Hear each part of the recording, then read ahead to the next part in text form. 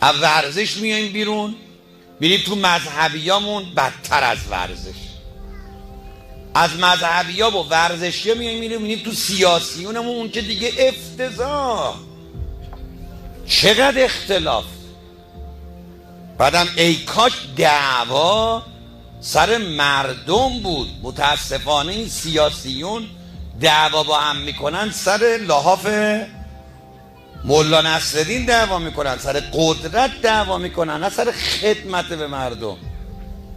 اینا اونا رو دزد میکنن، اونا اینا رو دزد میکنن.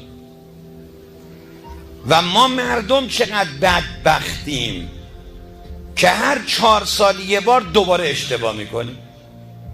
خب توی این 37 سالی که انقلاب شده مملکت یا دست چپیا بوده یا دست راستیا بوده. دوباره میدید به اینا، دوباره به اینا رأی میدید.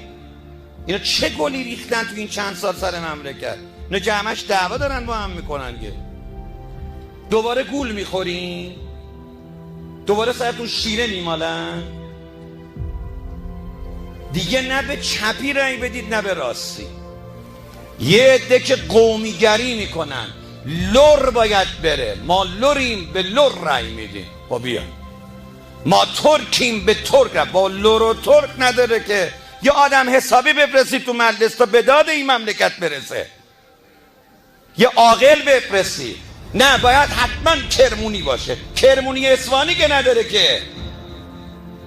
هر کس که لیاقت داره، شعور داره، تخصص داره، میتونه به داد این مملکت برسه، به او رأی بدی.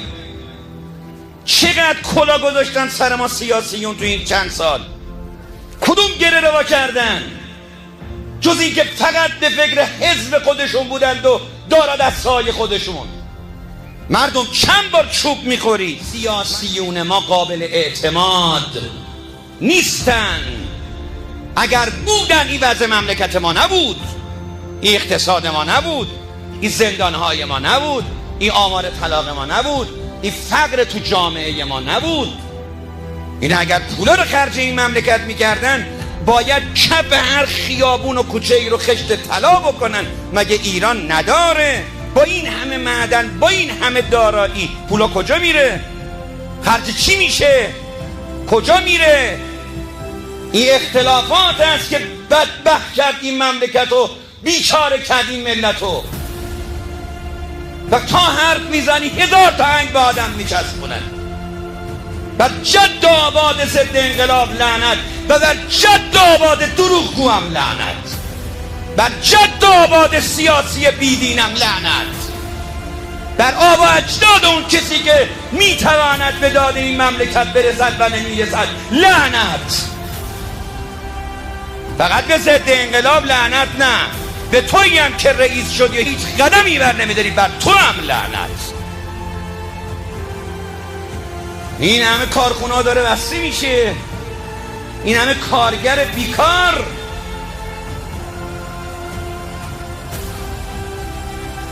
اختلافات شما پدر مردم در آورد. اختلافات شما زنهای شوهردار رو به فحشا کشید. اختلافات شما بیچاره کرد مردم رو. با امید مردم بازی کردید، با دین مردم بازی کردید. دست بردارید.